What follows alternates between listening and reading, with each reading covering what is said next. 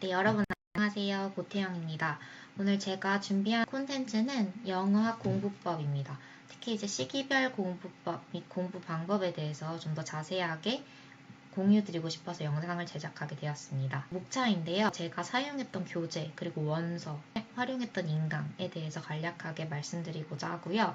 또 두 번째로는 시기별 공부 방법, 1월부터 11월까지 제가 어떻게 공부를 하려고 했는지 말씀드리겠습니다.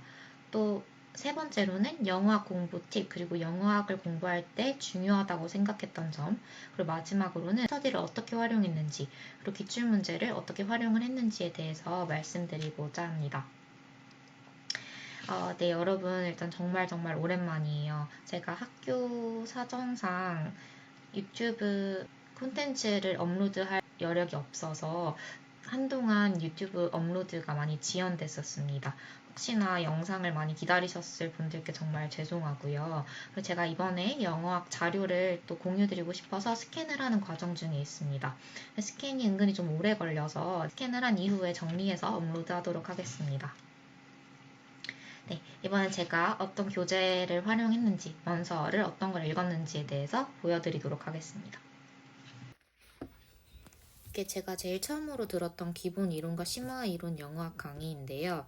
이게 1, 2월 달은 기본 이론, 3, 4월에는 심화 이론을 듣도록 편성이 되어 있어요. 제가 2019학년도 시험을 준비하는 사람이었는데 이 책은 2018학년도 그 전해 시험을 준비하는 사람들을 위한 기본서예요.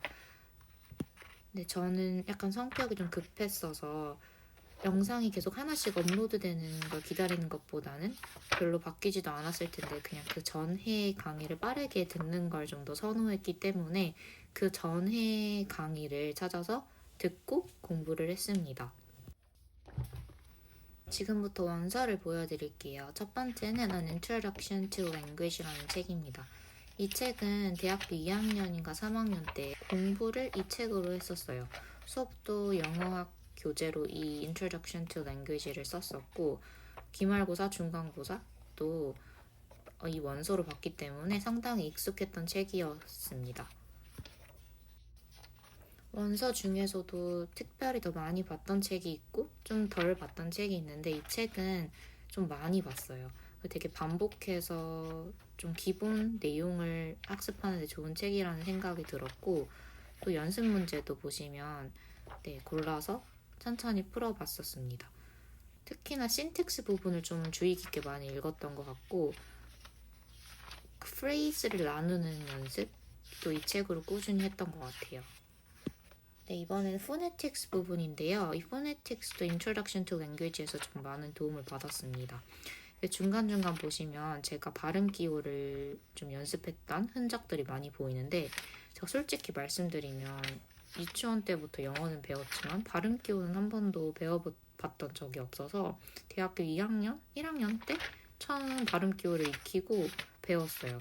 영어 임용 기출문제를 보니까 물론 단순히 영어 발음을 안다고 풀리는 문제도 있고 또 발음 기호를 정확하게 알아야지만 분류가 되고 풀리는 문제도 있더라고요.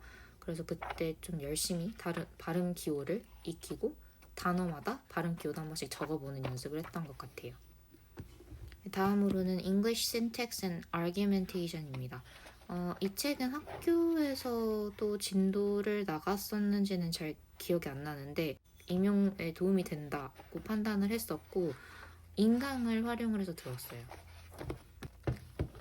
또 Transformational Grammar, 이거는 학교에서도 진도를 나갔지만 인강도 활용했던 책입니다. 인강이 특히 좋았던 부분 중에 하나는 다양한 예문 그리고 나올 수 있을 만한 예문을 다 하나하나 체크를 해주고요. 또 특히나 영어 임용 기출문제 보시면 문법적인 요소, 비문법적인 요소를 찾아내는 문제가 있는데 거기서 좀 도움을 많이 받았던 책입니다. 네, 다음으로는 애증의 책이죠. AEP, Applied English Phonology인데요. 이거는 제가 횟수를 체크해보면서 읽었습니다. 물론 모든 부분을 다 읽은 건 아니고요. 발췌독을 했어요. 특히 이 책에서는 Phonetics Phonology, Phonological Rule, 그리고 syllable 이 부분을 굉장히 반복적으로 많이 보려고 노력했어요. 여기서 특히나 Phonological Rule이 되게 많이 설명이 되어 있는 부분이 많은데 열심히 반복해서 읽고 정리했던 책입니다. 여기 이 포스트잇은 이 챕터별로 제가 얼만큼 읽었는지를 표시하면서 읽었던 흔적이에요. 네, 마지막 원서는 Introduction to Government and Binding Theory입니다. 이건 정말 어려웠던 책이에요. 특히 신텍스 부분을 좀 자세하게 다뤄주는 책이라고 생각을 했는데 학교에서 교수님께서 수업을 하실 때도 굉장히 집중해서 들어야 겨우 알아듣는 정도로 굉장히 어려웠던 책입니다.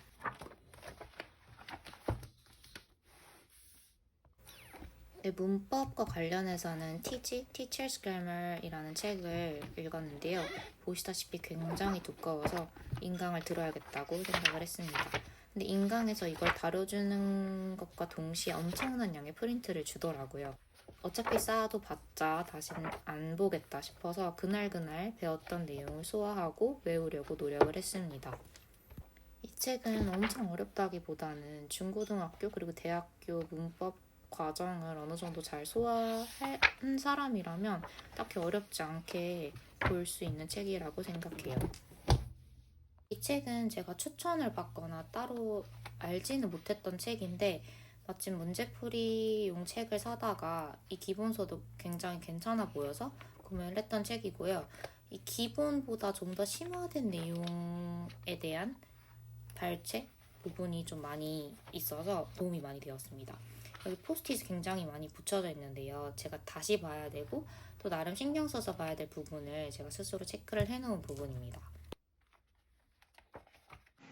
네, 이제 시기별 공부 방법에 대해서 말씀드리고자 합니다. 일단 1월, 2월에는 개념 강의를 완강을 하고 개념을 완벽 정리하고자 했습니다. 이건 연결은 빌드업과는 달리 한번 정리한 이후에는 다시 개념서는 보지는 않았어요. 그 이유가 연결은 개념을 완벽하게 이해하고 그걸 암기해서 인출하는 것만이 약간 중요하다고 생각을 하는 반면에 영어학은 암기를 한 이후 응용하고 문제를 풀어야 하고 분류해야 하고 또 그 이외에도 더 해야 되는 일이 많았기 때문에 연결은 개념서처럼 그 책을 계속 반복해서 볼 필요는 없다고 생각을 했던 것 같습니다. 그래서 3, 4월 달부터 저는 기출문제 풀이를 시작을 했어요. 이때 기출문제 같은 경우는 약간 가이드라인을 잡아야겠다. 내가 문제를 풀 역량이 어느 정도 있고 내가 이 정도 문제풀이 능력이 있다면 어떤 공부가 지금 우선시 돼야 될까 이런 가이드라인을 잡기 위해서 기출문제 풀이를 그때부터 시작을 했습니다. 그리고 기출문제를 먼저 풀어보고 강의도 완강을 해서 답안도 제가 한번 작성해보고자 했어요. 답안을 작성할 때 굉장히 간결하게 작성하라고 많이들 말씀하시는데 그 간결하게 핵심만 넣어서 답안을 작성하는 방법도 그때 공부하고 익혔던 것 같습니다. 그리고 또 이때 제가 루이스 기출문제 분석집을 구매를 해서 또 이거와 비교 분석을 했어요.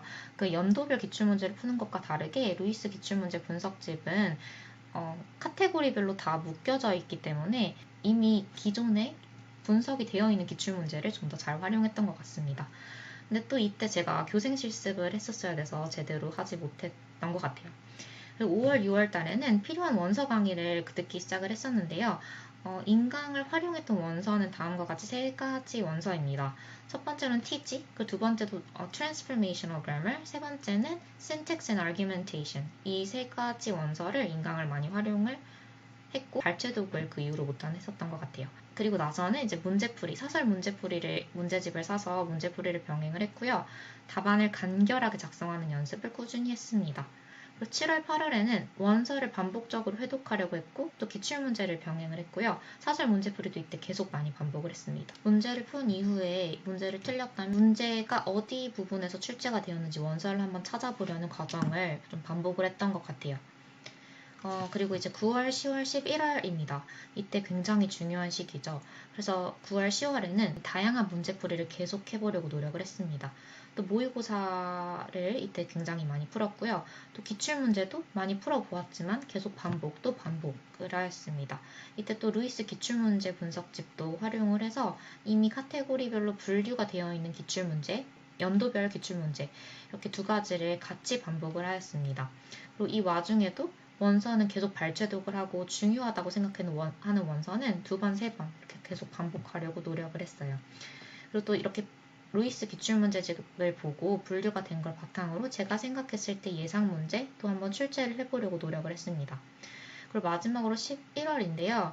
이때는 10월 때가 굉장히 비슷하게 반복을 하였지만 제가 굉장히 중요하다고 생각해서 놓지 말아야겠다라고 생각했던 부분은 바로 영교론, 일반 영어, 영어학, 교육학을 같은 비중으로 매일매일 꾸준하게 공부를 하려고 했습니다. 그리고 이때는 새로운 문제풀이도 풀긴 풀었지만 이전에 틀렸던 문제를 오답하고 또 분석하고 기출문제의 문제 유형을 좀 더 집중해서 보려고 노력을 했습니다.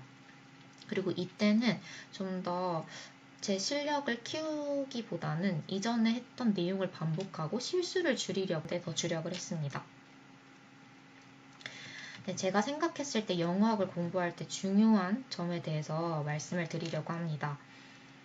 제 생각에 영어학에서 가장 중요한 건 개념 이해를 바탕으로 한 문제 응용 및 적용력이라고 생각을 합니다. 영교론이나 교육학은 개념 이해, 그리고 이걸 바탕으로 한 암기가 중요하다면 거기서 더 나아가 문제 응용과 적용력까지 요구를 하는 게 바로 영어학 문제라고 생각을 해요. 그래서 제가 한번 영어학 문제들을 분류를 두 가지로 해보았습니다. 첫 번째 유형은 바로 개념을 묻는 문제이고요. 두 번째 유형, 이게 굉장히 어렵고 또 난이도가 높은데 바로 규칙성이 있는 문제, 그리고 분류를 하는 문제라고 생각을 합니다. 물론 신텍스에서 문법적 요소, 비문법적 요소를 이제 골라내는 문제도 많이 나오는데 이것도 분류 문제라고 저는 생각을 해요. 그래서 개념을 묻는 문제 예시를 잠깐 보시면 되게 많아서 딱 두 가지만 선정해가지고 왔습니다. 2019학년도 A형 5번 문제와 2021학년도 A형 2번 문제인데요. 이때 A형 5번 문제 한번 보시면 여기 빈칸에 기입을 하는 문제가 있어요. 이 기입하는 문제는 내가 개념을 제대로 이해했고 그걸 시험 당일에 암기했던 내용을 인출할 수 있는지를 묻는 여부입니다. 이건 굉장히 영교론 기입 문제와도 비슷하다고 생각을 합니다. 또 최근에 나왔던 2021학년도 A형 2번 문제도 뭐 conversion, derivation 이런 식으로 딱 개념이 정확하게 나오고 외웠다면 인출만 잘 된다면 맞출 수 있는 문제예요. 이건 첫 번째 유형이었고요. 또 이제 두 번째로 이제 규칙성 그리고 분류를 하는 문제 같은 경우는 좀 상당히 어렵다고 생각을 하고 이걸 마스터하는 게 영어학을 잘하는 사람이라고 생각합니다. 2016학년도 B형 2번 문제를 제가 가져와 봤습니다. 이게 제가 굉장히 저에게 인상 깊었던 문제여서 이 문제를 꼽아왔는데요. 제가 이 문제를 어떻게 풀었는지 과정을 좀 보여드리고자 합니다. Identify all the words from B that cannot be accounted for by the underlined rule in A. 그래서 여기 A의 underlined rule이 있는데 이걸로 지금 B에 있는 어떤 단어들은 설명이 불가능한 규칙인가 봐요. 그래서 이 underlined rule을 읽어보았습니다. alveolar stops, 이거 약간 TD 이런 alveolar stops가 flap으로 발음이 되는데 언제 상황이냐면 when they are located between a stressed vowel and an unstressed vowel 입니다. 또 예시도 또 들어주었는데요. water, header, 여기서 water, 여기에 stressed, 그리고 이건 unstressed vowel, 그리고 header, stressed vowel, unstressed vowel 사이에 T와 D, alveolar stops가 위치가 되어 있는 경우에는 이게 flap으로 발음이 된다라는 규칙입니다. 근데 이때 이 B에 있는 단어들 중에 이 밑줄 친 룰로는 설명이 불가능한 단어들이 있는 것 같아요. 그렇기 때문에 categorize them, 이 B에 있는 단어들을 two 그룹으로 나누고 그 나눈 대로 룰도 state하라는 것 같습니다. 그래서 저는 이 B를 한 번씩 다 발음을 먼저 해봤어요. 그래서 저는 autumn, 이 발음은 autumn, 여기에 스트레스가 온다고 체크를 했고요. 그리고 alveolar stops를 다 찾아서 밑줄을 쳤습니다. autumn, 여기서 T가 alveolar stop이고 riddle, 이게 alveolar stop, monitor, alveolar stop, saddle, alveolar stop, humanity, 이 부분이 stress, 그리고 alveolar stop, T, daddy, alveolar stop, battle, alveolar stop, comedy, alveolar stop, competing, alveolar stop 이런 식으로 표시를 했습니다. 그래서 지금 이 밑줄 친 규칙으로 설명할 수 있는 부분을 먼저 찾았는데요. 그 alveolar stop 앞과 뒤의 바울이 강세가 있는지 없는지만 딱 판단을 해주면 됐었는데 autumn 이거와 daddy stressful, unstressful이니까 그리고 competing 이거 왜냐면 stressful과 unstressful 사이에 있는 거 이 세 가지는 지금 여기에 있는 룰로 설명이 가능한 부분입니다. 그리고 딱 보면 지금 이 세 가지가 또 보이는데요. 이때 보이는 부분이 바로 L-E가 들어가 있는 부분 riddle, saddle, battle 이건 사실 바울로 볼 수가 없는 상황이잖아요. 네, 그래서 이 세 개의 단어를 또 하나로 묶으려고 생각을 했습니다. 그리고 마지막으로는 monitor, humanity, 그리고 comedy 이 부분에서는 이 T, alveolar stop을 기준으로 봤을 때 바로 앞뒤가 stressful, unstressful이어야 되는데 얘네 둘 다 unstressful이고 그 더 앞에 있는 vowel이 stressful이에요. 그래서 humanity 같은 부분도 바로 앞에 있는 이 I가 stressed가 되는 게 아니라 그 전에 있는 게 humanity 그리고 또 comedy 이 부분도 이 부분이 stressed가 되는 부분이라서 사실 alveolar stop 바로 앞에 있는 부분이 stressed가 되는 상황이 아닙니다. 그래서 이렇게 세 가지로 분류가 된다고 저는 생각을 했었고요. 이때 저는 기출문제를 처음 풀어보는 단계였기 때문에 어떻게 답안을 써야 될지 너무 어려웠어요. 그래서 사실 이렇게 분류하는 과정은 내가 이때까지 아는 지식으로는 되지만 이때 그 답안을 도출하는 과정은 좀 어려울 수 있거든요. 근데 제가 여기서 되게 굉장히 뿌듯했던 부분은 내가 아직 답안 작성이 미흡할 뿐이지 이런 분류하는 문제가 나왔을 때 충분히 이 문제를 풀 수 있구나라는 자신감을 얻었고 또 성취감도 그때 느꼈습니다. 그래서 영어학을 공부할 때 첫 번째로는 개념을 정확하게 이해하고 암기하는 것이 중요하다고 생각합니다. 그래서 원서를 읽을 때에는 먼저 이해를 한 이후에 암기를 하는 과정을 거치고 이때 필요하다면 인강을 활용하는 것도 좋은 방법인 것 같아요. 또 두 번째로는 문제 응용력을 기르는 걸 연습을 하는 건데요. 이때 저는 원서에 있는 연습 문제를 풀이하는 것도 도움이 많이 되었습니다. 근데 딱 봐도 이건 안 나올 것 같은 문제들이 있어요. 그럼 과감하게 그냥 넘기셔도 될 것 같아요. 그리고 다양한 모의고사, 그리고 영어학 사설 문제집을 많이 사서 풀어보았습니다. 근데 문제 응용력을 기르는데 가장 좋은 방법은 기출문제를 풀이하는 과정이라고 생각합니다. 저는 기출문제를 처음 풀 때 어떻게 해서든지 저 스스로 문제를 풀어보려고 노력을 했어요. 일단 2번 이상, 그리고 3번 이상 계속 기출문제는 풀어보게 되는데 두 번만 풀어도 사실 영어학 답이 바로 기억이 나버리기 때문에 처음 풀 때 답을 보지 않고 스스로 규칙을 도출해보는 그 과정이 굉장히 중요하다고 생각합니다. 예전에 우리 수능 수학 문제 마지막 문제 풀 때도 딱 모르겠다고 생각하는 동시에 답안을 보는 게 아니라 끝까지 규칙을 도출해보고 뭐 안 되면 그 다음날에 다시 풀어보고 이런 과정이 사고력을 기르는 데 도움이 많이 됐었잖아요. 그것처럼 영어학도 먼저 답을 보지 않고 내 스스로 내가 얼마나 문제를 잘 풀 수 있지? 라는 걸 체크해보는 용도로도 활용해보시는 게 되게 좋은 방법인 것 같아요. 그래서 처음 기출문제를 풀 때는 내가 답안 작성을 잘 못하고 어떻게 답안을 작성해야 되는지 기준이 모호하니까 그냥 카테고리 한번 분류해보고 이게 비문인지 정문인지 판단해보고 또 아까 그 문제에서 보았듯이 그 단어의 발음을 한번 해보면서 분류해보는 그 과정 자체로도 도움이 많이 되실 거라고 생각합니다. 그리고 이때는 내가 완벽한 답안을 쓰는 것보다는 내가 문제를 접근하는 방법을 파악하는 것, 그리고 내가 문제풀이 역량이 어느 정도 되는지를 체크해보는 것이 더 중요한 과정이라고 생각하고 이때 이 과정을 통해서 사고력이 더 발달된다고 생각합니다. 또 이제 신텍스 부분에서 비문 정문 판단하는 영어학 문제가 굉장히 많이 출제가 되는 상황인데요. 이때는 일반 영어 실력이 굉장히 또 중요하다고 생각합니다. 약간 영어감 이런 느낌인데 다양한 문장을 좀 많이 읽어보고 또 영단어, 일반 영어 공부할 때 단어 외우시잖아요. 이때 예문까지 꼭 같이 외워주시는 게 저는 도움이 많이 됐던 것 같습니다.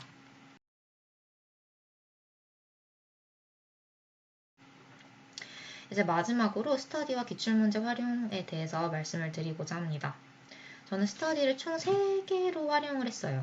첫 번째로는 원서 정독 스터디를 활용을 했고 두 번째는 개념 암기 스터디, 마지막으로는 문제풀이 인증 스터디를 활용을 했습니다. 전 이 중에서도 첫 번째 스터디가 굉장히 도움이 많이 됐었는데요. 이 원서 정독 스터디는 AEP나 TG 같은 원서를 읽을 때 사실 그 과정이 너무 지루하고 힘든데 이걸 한 챕터씩 정리를 하고 이 정리한 자료를 그 스터디원 친구에게 공유하면서 이걸 이런 식으로 줄기를 잡아서 정리했다를 설명하는 스터디였는데요. 밤에 자기 전에 1시간 정도 이걸 했더니 사실 한 달이 지나서도 그 챕터는 잊어버리지 않고 제 머릿속에 남아 있었던 것 같아요. 그리고 두 번째로는 개념 암기 스터디인데 이건 기입형, 영어학에서도 기입형이 있으니까 그 기입형에서 나올 수 있는 개념을 영어로 묻고 답하는 스터디였습니다. 그리고 마지막으로는 문제풀이 인증 스터디인데요. 영어학 그 응용력을 기르기 위해서 사설 문제집이나 모의고사를 푸는 게 좀 좋다고 말씀을 드렸는데 이걸 풀이하고 인증하는 스터디입니다. 또 어쩔 때는 동기들끼리 다 같이 학교에서 모여서 이제 문제를 풀고 서로 채점해주는 식의 스터디도 진행을 하기도 했었습니다. 그리고 마지막으로 여러분들이 이제 원서에 대해서 굉장히 질문을 많이 해주시길래 제가 원서를 어떻게 읽었는지에 대해서 다시 한번 말씀을 드리면 일단 첫 번째로는 인강을 활용해서 한 번씩 쭉 훑어보는 과정을 거쳤고요. 그리고 AEP나 TG 같이 제가 중요하다고 생각했던 원서는 스스로 반복 해독을 하려고 노력을 했고 또 중요한 부분 또 발췌독을 계속해서 했습니다. 그리고 또 친구들이랑 같이 스터디를 활용을 해서 원서 개념을 정리한 다음에 원서본 정리본을 공유하고 그 친구 정리본도 제가 활용을 하는 식으로